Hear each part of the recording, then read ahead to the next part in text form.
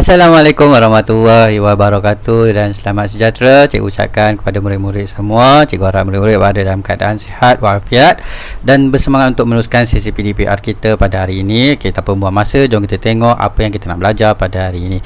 Kita masih lagi berada dalam tema 3 iaitu penerokaan unsur dalam alam dalam bidang pembelajaran 9.0 kimia industri. Kemudian kita untuk standard kandungan kita dah tengok 9.1 alloy. Minggu lepas kita dah tengok 9.2 kaca dan seramik. Jadi untuk hari ini kita akan tengok 9.3 iaitu polimer. Jadi hari ini kita nak fokuskan kepada 9.3. Jadi kita tengok standard kandungan 9.3. Dan standard kandungan 9.3 kita ada beberapa standard pembelajaran yang kita akan fokus pada hari ini. Jadi standard pembelajaran yang pertama 9.3.1 menerangkan polimer semula jadi dan polimer sintetik. Kemudian kita ada 9.3.2 menerangkan proses pempolimeran penambahan. Kemudian 9.3.3 berkomunikasi mengenai ciri dan proses pemvulkanan getah, dan 9.3.4 menjana idea tentang teknologi terkini berasaskan getah. Jadi ini adalah standard pembelajaran yang kita nak fokus pada hari ini. Jadi mula sekali cikgu nak awak tengok pada gambar rajah ini. Apa yang awak dapat perhatikan? Kita ada apa ni? Yang pertama kita ada tayar. Kemudian kita ada kerusi plastik, kita ada toys, kita ada botol sabun, kita ada batang paip. Apa persamaan antara gambar yang ini? Apa persamaan dia? Jadi persamaan dia adalah semua bahan ini diperbuat daripada suatu bahan yang kita panggil sebagai polimer. Dia diperbuat daripada polimer. Apa benda polimer? Ini yang kita nak belajar pada hari ini. Kita nak belajar tentang polimer. Pengenalan kepada polimer. Apa yang dikatakan sebagai polimer? Polimer ialah molekul besar berbentuk rantai yang terdiri daripada gabungan unit molekul kecil. Tak faham kan? Kita tengok sekali. Polimer ialah molekul. Molekul besar berbentuk rantai. Yang mana dia terdiri daripada gabungan unit molekul kecil. Yang mana unit molekul kecil ini kita panggil dia sebagai monomer. Tak faham? Kalau tak faham cuba tengok gambar ini. Ini kita ada satu gambar. Kalau kita tengok dekat sini, bulat-bulat ini adalah kita panggil dia sebagai polimer. Dia unit asas bagi sesuatu bahan. Kita panggil dia sebagai polimer. Bila dia berada dalam keadaan satu sebiji-sebiji macam ni, kita panggil dia sebagai monomer. Tapi bila kita dah sambungkan dia membentuk satu rantai yang panjang, kita akan panggil dia sebagai polimer. Masih tak faham? Cikgu tunjuk satu contoh. Jadi contoh untuk monomer adalah glukosa. Awak pernah dengar glukosa, betul? Glukosa ni adalah gula. Jadi gula ringkas. Jadi dalam keadaan monomer, kita sebut dia sebagai glukosa. Maksud dia wujud dalam molekul yang kecil. Tapi bila glukosa ini bercantum-cantum, glukosa campur glukosa, dia membentuk satu rantai panjang. Dia membentuk satu rantai yang panjang. Mana rantai panjang ini kita panggil polimer. Jadi polimer bagi glukosa adalah kanji. Kanji yang dalam nasi yang kita makan. Jadi monomer adalah glukosa, unit molekul yang kecil. Bila glukosa ini bercantum-cantum, dia akan membentuk polimer, satu rantai yang panjang. Jadi cikgu nak awak faham yang itu. Polimer ni kita dapat bahagikan dia kepada dua kumpulan, dua jenis. Yang pertama polimer semula jadi yang memang dia wujud macam itu. Yang kedua polimer sintetik, yang mana polimer sintetik ini adalah polimer buatan manusia. Jadi kita akan tengok contoh dia. Polimer dah ada dua kumpulan. Yang pertama polimer semula jadi. Apa dia polimer semula jadi? Polimer yang wujud secara semula jadi, dia memang wujud macam itu. Manakala yang kumpulan yang kedua adalah polimer sintetik. Apa dia polimer sintetik? Polimer buatan manusia yang menggunakan bahan kimia. Manusia yang buat. Okey, manusia yang buat, okay, dia akan jadi polimer sintetik. Okey, kita tahu contoh polimer semula jadi dan juga polimer sintetik. Okey, ni sama je, polimer semula jadi, wujud sel semula jadi. Okey, contohnya yang pertama tadi itulah yang cikgu cakap, yang contoh tadi, kanji. Okey, kanji adalah polimer yang mana monomer dia adalah glukosa. Okey, kegunaan glukosa dan juga kanji ni untuk apa? Untuk membekalkan tenaga yang kita makan. Okey, yang kita makan tu untuk membekalkan tenaga. Okey, itu contoh polimer dan pasangan polimer dan monomer yang pertama. Okey, contoh yang kedua, polimer protein. Okey, dalam daging, dalam ikan, okey, protein. Okey, yang mana monomer dia adalah asid amino. Okey, asid amino. Okey, kegunaan protein adalah untuk membina sel dan tisu badan. Okey, ini contoh yang kedua. Okey, contoh yang ketiga adalah getah asli. Okey, yang mana monomer dia adalah isoprena. Okey, kegunaan dia membuat produk berasaskan getah. Sebenarnya ada banyak lagi polimer semula jadi, tapi untuk silibus awak kita akan fokuskan kepada tiga ini saja. Okey, polimer semula jadi yang ini, kanji, monomer glukosa, protein, monomer asid amino, getah asli, monomer isoprena. Okey, ini adalah contoh bagi polimer semula jadi. Macam mana pula contoh bagi polimer sintetik? Okey, polimer sintetik buatan manusia menggunakan bahan kimia. Contoh dia yang pertama, polietena. Okey, yang mana monomer dia adalah etena. Okey, kegunaan polietena ni adalah untuk membuat botol plastik, beg plastik dan juga baldi. Okey, polimer yang kedua, polimer sintetik yang kedua, polistirena, yang mana monomer dia adalah stirena. Kegunaan dia membuat bekas pembungkusan peralatan elektrik ataupun bekas bungkus makanan, polystyrene. Awak sebut polystyrene tu. Okey. Yang ketiga, perspek, yang mana monomer dia adalah metil metakrilat. Okey, yang mana perspek ni dia kalau kita tengok dia nampak macam kaca. Okey, yang mana dia digunakan untuk membuat cermin pesawat dan juga tingkap kenderaan. Okey, macam cermin pesawat. Kita tahu pesawat ni kapal terbang dia nak terbang. Okey, dia nak terbang. Bila dia nak terbang dia kena kurangkan jisim dia. Jadi dia kena berguna bahan yang jisim dia kecil. Okey, jadi daripada dia guna kaca jisim dia besar. Dia berjisim besar, jadi dia akan gantikan kaca dengan perspek. Jadi dapat mengurangkan jisim pesawat tersebut. Okey, jadi dia boleh terbang lah, dia lebih selamat. Okey, yang terakhir, getah sintetik. Okey, kalau untuk polimer semula jadi, kita ada getah asli, dia punya monomer dia isoprena. Kalau untuk sintetik, kita ada getah sintetik sebagai polimer, yang mana monomer dia adalah neoprena. Okey, yang mana kegunaan dia untuk membuat sarung tangan, tayar kereta dan juga tapak kasut. Ini membuat bahan-bahan yang lebih lasak lagi, getah yang lebih lasak. Ini adalah contoh bagi polimer semula jadi dan juga polimer sintetik. Yang ini biasa masuk dalam kertas 1 lah. Dia akan mengatakan antara yang berikut, yang manakah merupakan polimer sintetik, yang manakah merupakan polimer semula jadi, ataupun antara berikut yang manakah pasangan polimer dan monomer yang betul. Jadi awak kena faham, awak kena tahu, awak kena hafal lah dia punya pasangan polimer dan juga monomer ni. Okey, seterusnya kita tengok proses pempolimeran. Okey, apa dia proses pempolimeran? Polimer dihasilkan melalui proses pempolimeran. Okey, jadi kita tengok kat sini, proses pempolimeran adalah proses untuk menghasilkan polimer. Okey, proses untuk menghasilkan polimer. Proses pempolimeran ialah proses pencantuman monomer melalui pembentukan ikatan kimia untuk menghasilkan polimer yang bermolekul besar berbentuk rantai. Okey, jadi dia proses pencantuman monomer. Ini yang kita panggil dia sebagai pempolimeran. Okey, proses pencantuman monomer untuk membentuk polimer. Okey, macam mana dia nak cantum? Melalui pembentukan ikatan kimia. Okey, ini contoh monomer.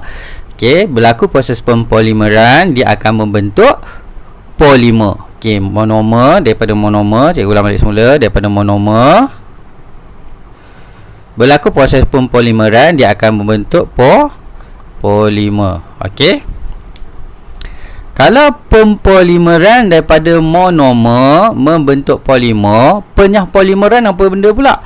Okey, dia terbalik lah. penyah polimeran pula merujuk pada proses apabila molekul polimer berbentuk rantai dipisahkan kepada monomer-monomernya melalui tindak balas kimia. Okey, daripada polimer, okey, kemudian daripada polimer yang berbentuk rantai yang panjang tadi, dia akan putuskan rantai itu tadi, dia akan pisahkan kepada monomer. Okey, jadi penyah polimeran adalah proses yang mana kita pecahkan daripada polimer kepada monomer. Okey, melalui tindak balas kimia. Okey, jadi kita dah tahu polimer, kita dah tahu monomer, kita dah tahu contoh bagi polimer dan juga monomer, contoh bagi polimer sintetik dan polimer semula jadi. Kita juga dah tahu proses pempolimeran dan penyapolimeran. Okey, jadi proses pempolimeran dan penyapolimeran tu kita boleh buat macam ni lah, lebih mudah nak faham. Okey, daripada monomer,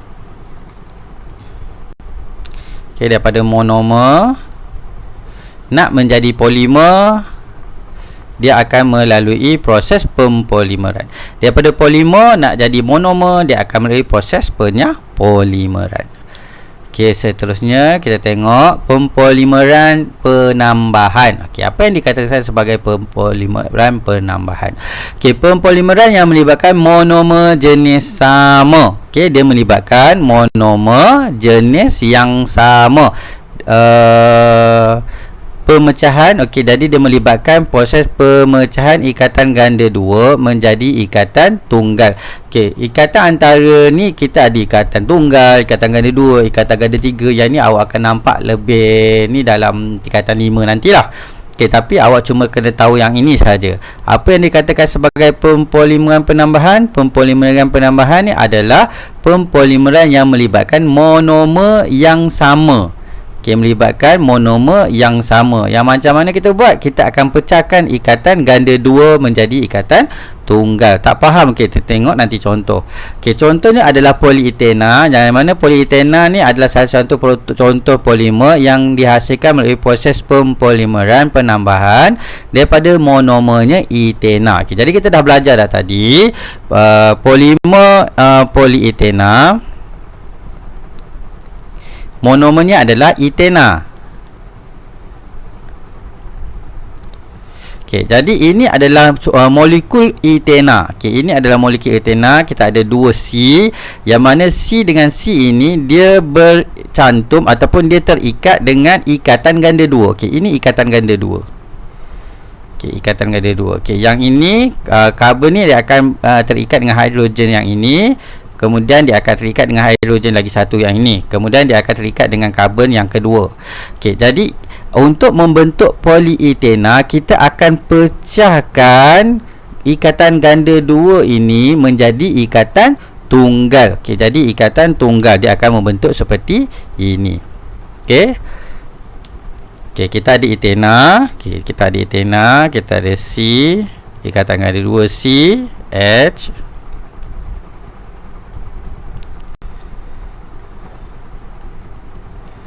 Okey, N kat tepi ni apa dia? N kat tepi ni adalah bilangan etena. Kita ada berapa banyak etena. Okey, jadi kita campurkan dengan satu etena. Okey, ini cikgu nak tunjuk contoh yang paling mudah lah ni.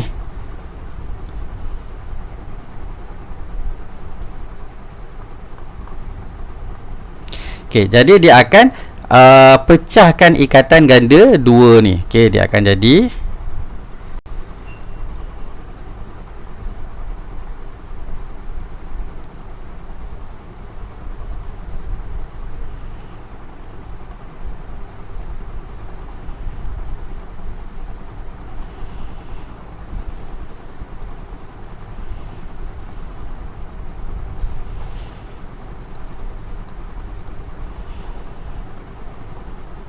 okey, dia akan jadi macam ni. Okey, berapa banyak yang dia akan bercantum? Bergantunglah kepada dia punya proses tu.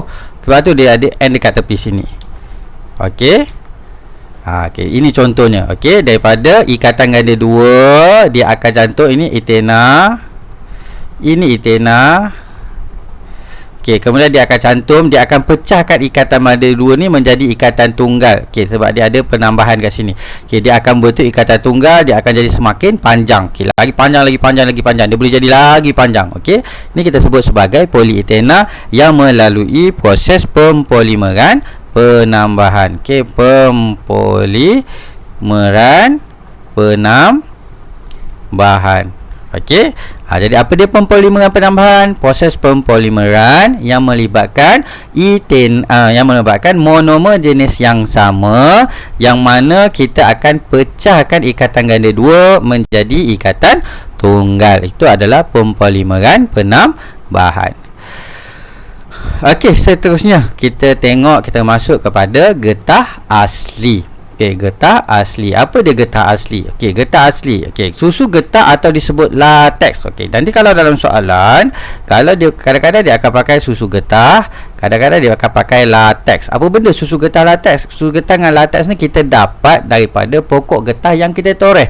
Okey, pernah tengok, kalau tak nampak, tak pernah tengok depan mata pokok, mesti pernah tengok dalam cerita-cerita kan. Okey, kita toreh pokok getah, kemudian dia akan keluar cecair berwarna putih. Cecair itu kita panggil dia sebagai susu getah, ataupun kita boleh juga dipanggil dia sebagai lateks. Okey, susu getah asli diproses menjadi getah asli. Okey, yang mana ciri getah asli ni adalah kenyal, lembut, tidak tahan haba, penebat elektrik yang baik serta tidak terlap udara. Okey, kita dapat getah. Okey, jadi getah ni dia ada ciri dia. Okey, apa dia ciri getah asli? Ciri dia adalah kenyal, lembut, tidak tahan haba, penebat elektrik yang baik serta tidak terlap udara. Ini adalah ciri kepada getah asli.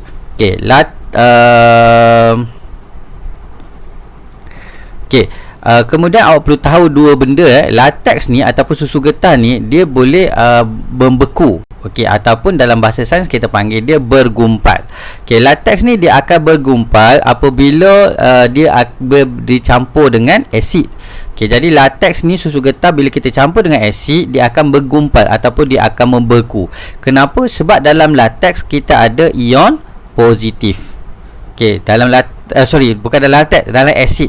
Dalam asid kita ada ion positif. Okey, jadi ion positif dalam asid ni yang akan menyebabkan lateks bergumpal. Okey, macam mana? Okey, kejap lagi kita akan tengok.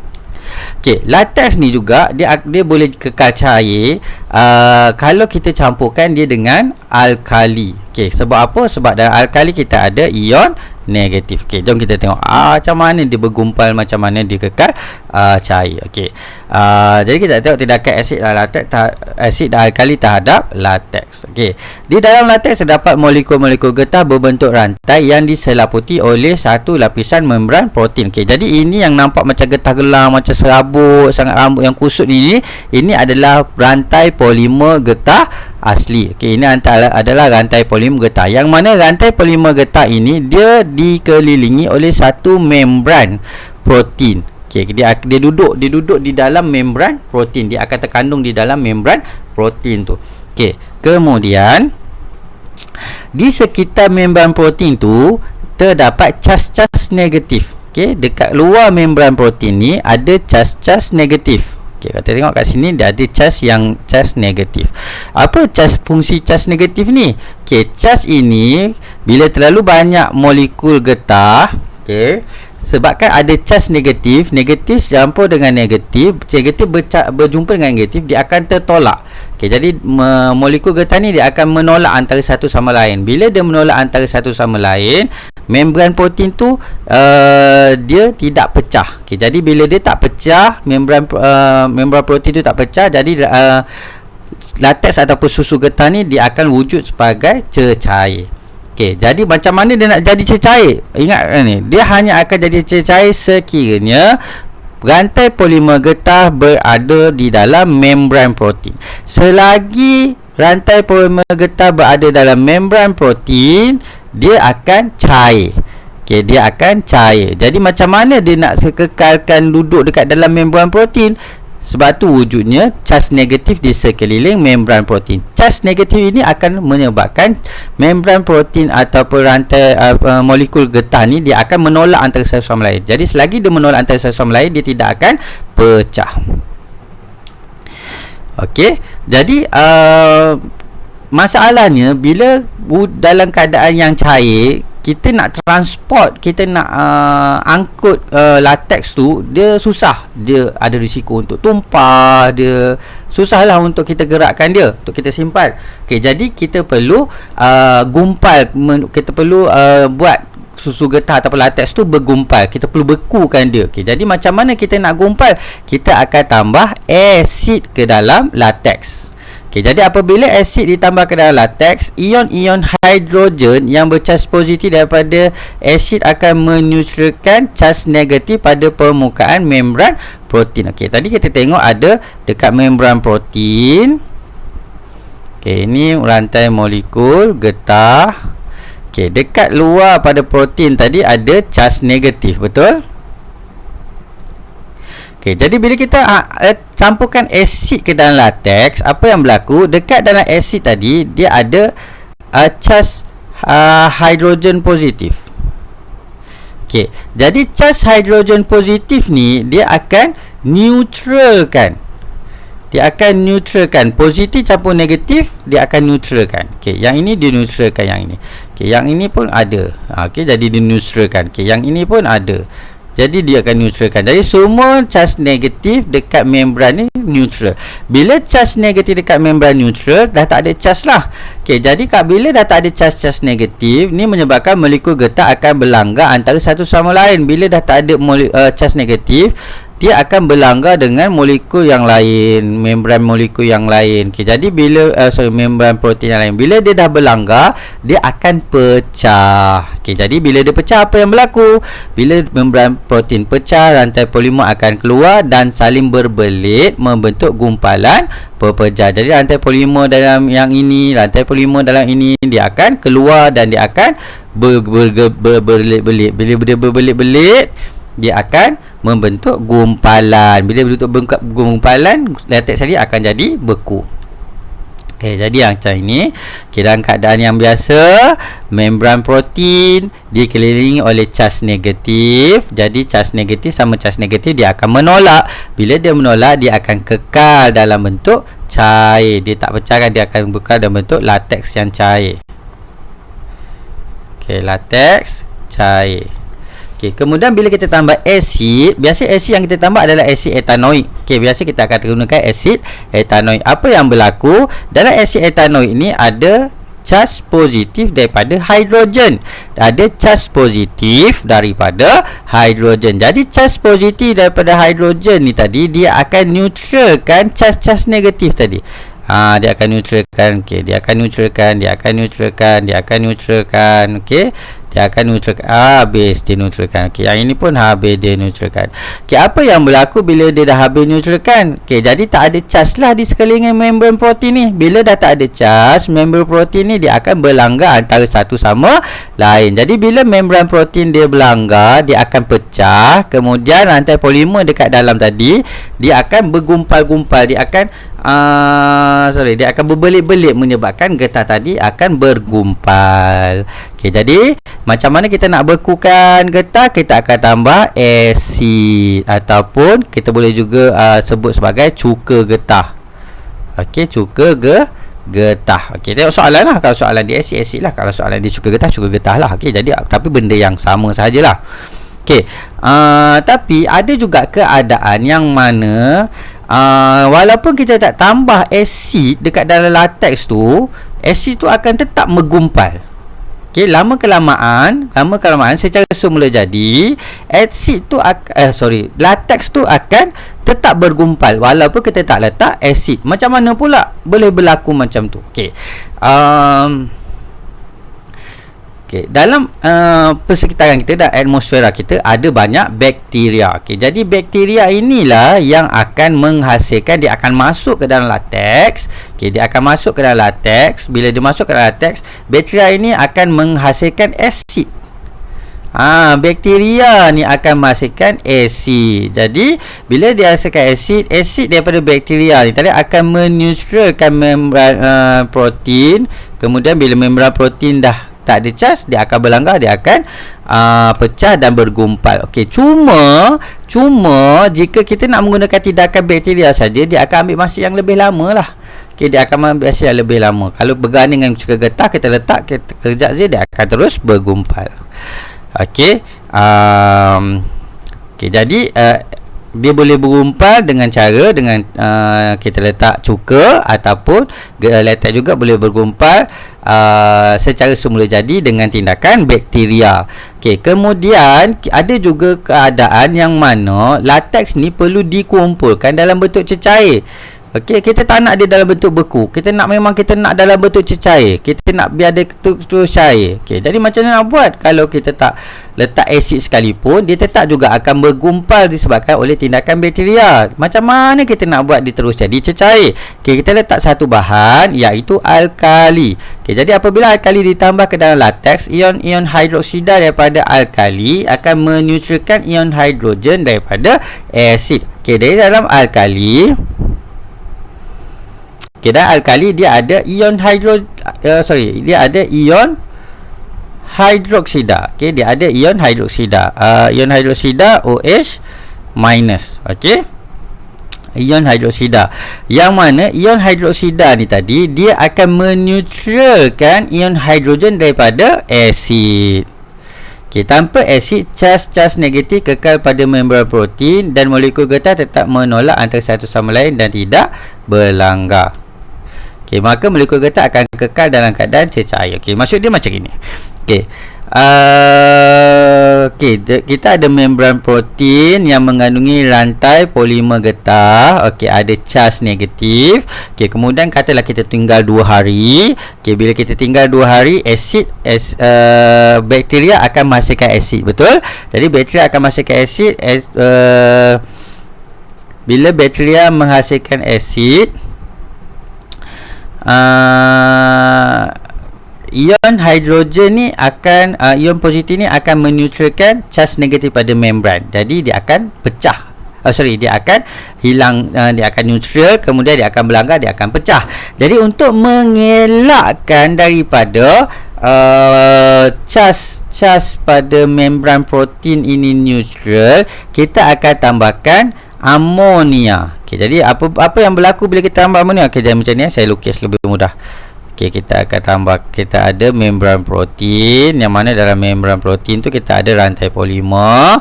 Okey, di sekelilingnya kita ada charge negatif. Okey, charge negatif ni akan melindungi membran protein daripada berlanggar. Okey, daripada berlanggar, dia tak pecah, dia akan kekal cecair. Okey, jadi apa yang berlaku dalam keadaan semula jadi, bakteria akan menghasilkan asid, yang mana asid tu akan menghasilkan charge positif, charge positif, charge positif, charge positif, charge positif, charge positif dan charge positif. Okey, jadi apa yang berlaku, charge positif ni dia akan neutralkan charge pada membran protein. Okey, jadi sebelum asid tu terbentuk, kita perlu tambahkan amonia ke dalam lateks. Okey, kenapa kita tambah amonia dalam lateks? Sebab dalam amonia ada ion hidroksida. Okey, ion hidroksida ni dia akan jadi backup. Okey, dia akan backup, dia akan backup kawan dia. Okey, saya guna kawan pen lah. Okey, yang warna kuning ni adalah ion daripada charge daripada ion hidroksida. Okey. Jadi dia dah ada backup lebih charge negatif. Jadi bila bakteria dah hasilkan ion positif, asid yang ada ion hidrogen, bila ion hidrogen datang, dia akan neutralkan yang ini. Dia akan neutralkan yang ini. Okey, dia tetap akan neutralkan, tapi disebabkan kita dah ada backup, okey, dia neutralkan tak habis. Maksudnya masih ada charge negatif di sekeliling membran. Okey, masih ada charge negatif di sekeliling membran. Bila masih ada charge negatif di sekeliling membran, membran ni akan kekal dalam bentuk dan tidak akan pecah. Dia akan tertolak antara satu sama lain. Okey, cikgu harap awak faham yang itu. Kita tambah cuka supaya ion hidrogen daripada cuka neutralkan charge negatif pada membran. Jadi bila charge negatif pada membran dah pecah, dah neutral, molekul tadi dia akan berlanggar, dia akan pecah, dia akan bergumpal.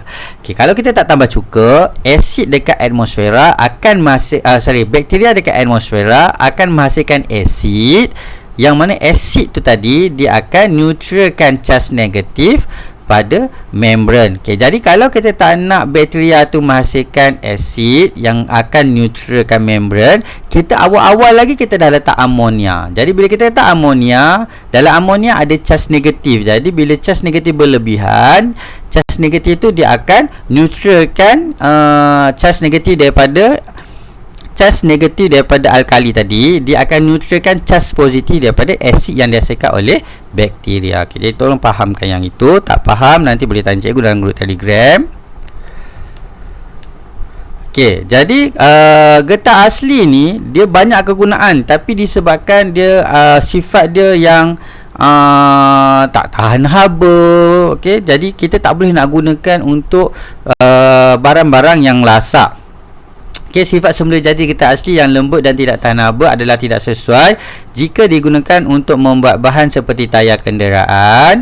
Oleh sebab suhu di Malaysia sentiasa panas, kini tayar buat pada getah asli, tayar itu akan menjadi lembek dan cair apabila terkena permukaan jalan raya yang panas. Okay, jadi disebabkan oleh sifat-sifat semula jadi getah asli inilah banyak barang yang tidak boleh dihasilkan menggunakan getah asli. Contohnya tayar, kapak kasut. Kalau kita guna getah asli, dia akan cepat cair. Okay, jadi kita tak boleh guna. Jadi kita kena guna getah yang lebih kuat. Okey, jadi kita akan lakukan proses pembukanan, yang mana proses pembukanan ni akan membaiki sifat getah dan menjadikan getah tu lebih kuat. Jadi macam mana nak buat pembukanan? Apa dia pembukanan? Pembukanan adalah proses pemanasan getah bersama sulfur. Kita masukkan sulfur ke dalam getah, kemudian kita akan panaskan. Okey, apa yang berlaku melalui proses pembukanan? Atom-atom sulfur ditambah ke dalam molekul polimer getah asli berbentuk rantai. Okey, getah yang proses ini disebut getah tervulkan. Okey, contoh dia macam ini. Okey, ini adalah polimer bagi getah. Okey, ini adalah polimer, rantai polimer bagi getah asli. Okey, yang mana kalau kita tengok dia punya rantai polimer dia tersusun macam ini. Jadi katakanlah kita kenakan haba. Okey, jadi rantai polimer ni dia boleh teralih, dia boleh terganggu, susunan dia boleh terganggu. Jadi dia akan jadi cair apa semualah. Okey, tapi bila kita masuk sulfur dan kita panaskan dia, kita jalankan proses pemvulkanan. Okey, apa yang berlaku? Sulfur ni tadi dia akan membentuk satu ikatan yang kita panggil dia sebagai rangkai silang sulfur. Okey, yang mana rangkai silang ni dia akan menghubungkan antara rantai polimer getah asli. Okey, jadi kalau kita tengok pada sini, nampak tak perbezaan dia? Okey, kalau yang ini, rantai polimer dia terasing dan tersusun macam ni. Tapi kalau yang getah terbuka, rantai polimer dia ada ikatan antara rantai polimer dia. Okey, jadi menyebabkan rantai ini akan jadi, susunan rantai ini akan jadi lebih kuat. Struktur molekul bagi getah terbuka dilihat mempunyai ikatan antara setiap rantai polimer getah, manakala getah asli tidak. Okey, jadi getah terbuka kita ada yang ini. Okey, ikatan antara rantai polimer getah, yang mana kita panggil sebagai rangkai silang. Okey, jadi getah asli dia tak ada rangkai silang. Hal ini sebabkan atom sulfur yang ditambah menghasilkan rangkai silang antara rantai polimer getah. Okey, oleh sebab itu apabila daya dikenakan, rantai polimer getah tervulkan sukar untuk menggelongsor, dan apabila haba dikenakan, struktur molekul getah tervulkan sukar diputuskan. Jadi walaupun apa yang kita buat, okey, walaupun kita ketuk ke apa ke, kenakan daya yang besar, okey, jadi susunan rantai ini tidak akan teralih, dia tidak akan menggelongsor. Okey, sebab apa? Sebab sudah ada ikatan rangkai silang yang kuat yang memegang antara rantai polimer. Okey, kalau kita kenakan haba pun, dia rantai polimer ni susah nak diputuskan sebab ada ikatan tambahan ni. Okey, getah terbuka akan lebih keras dan mempunyai ketahanan haba yang tinggi. Okey, jadi ini kita tengok sifat bagi getah tervulkan. Okey, jadi yang pertama, getah tervulkan ni dia lebih keras dan juga lebih kenyal. Dia keras dan juga lebih kenyal. Okey, dia merupakan penebat elektrik yang baik. Okey, kemudian tidak mudah teroksida di udara. Teroksida ni maksudnya dia jadi macam buruk, dia keras macam tu. Okey. Tidak bertindak balas dengan asid dan alkali. Okey, kemudian tidak telak terhadap cecair dan udara, dan juga tahan terhadap haba. Okey, ini adalah ciri-ciri bagi getah tervulkan. Okey. Getah tervulkan sesuai dengan untuk membuat tayar kenderaan, sarung tangan getah dan juga tapak kasut untuk produk-produk yang lasak lah. Okey, macam yang ini, tayar ni sebab kita di dalam dekat atas jalan raya, jadi geseran yang terhasil tu akan menghasilkan haba yang tinggi. Jadi dia memerlukan getah yang kuat untuk menghalang daripada dia cair. Sama juga dengan tapak kasut. Okey, sarung tangan getah ni juga digunakan getah tervulkan, okey, supaya lebih tahan lama. Okey, dan terakhir, teknologi terkini berasaskan getah. Okey, getah merupakan salah satu komoditi utama di Malaysia. Okey, selain daripada kelapa sawit, getah juga adalah satu komoditi utama Malaysia. Industri getah membantu meningkatkan ekonomi negara. Pendidikan dan pembangunan terhadap getah yang dijalankan oleh Lembaga Getah Malaysia perlu diteruskan supaya industri getah di negara kita bertambah maju pada masa hadapan. Okay, sebelumnya kita belajar tentang minyak kelapa sawit. Kita ada MPOB, Malaysian Palm Oil Board, yang akan menguruskan lah penyelidikan apa semua berkaitan dengan kelapa sawit. Untuk getah, kita juga ada satu badan yang menyelia di bahagian pendidikan dan juga pembangunan bagi industri getah kita, iaitu Lembaga Getah Malaysia. Okay, beberapa penemuan baharu telah dihasilkan menggunakan kesemuan getah dalam bidang pembuatan dan pembinaan. Okay, jadi kita tengok apakah teknologi yang dikatakan.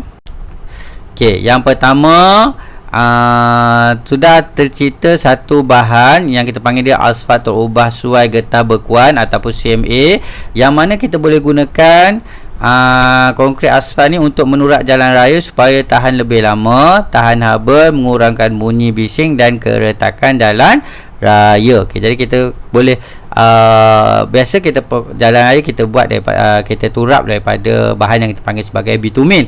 Okay, tapi sekarang ni kita boleh gunakan getah untuk kita turap jalan raya dan dia punya kualiti dia lebih tinggi lah.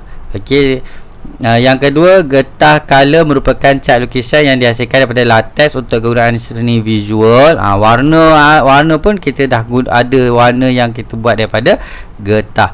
Okey, pad landasan yang dibuat daripada getah diletakkan di antara landasan dengan enjin kereta api untuk mengeluarkan getaran dan juga bunyi. Ini adalah teknologi yang dihasilkan daripada industri getah. Okey, jadi sangat baguslah. Okey, sangat canggih. Okey. Jadi tamat untuk kelas kita pada hari ini. Tamat juga untuk bab 9. Jadi esok next class kita akan masuk bab yang baru. Okey, jadi sebelum kita masuk bab yang baru, cikgu nak awak siapkan praktis formatif yang cikgu akan bagi dalam grup Telegram, kemudian hantar pada cikgu untuk semakan dan sebagai perekodan awak punya pertasiran bilik dan jawab. Okey, jadi itu saja daripada cikgu. Assalamualaikum warahmatullahi wabarakatuh dan selamat sejahtera.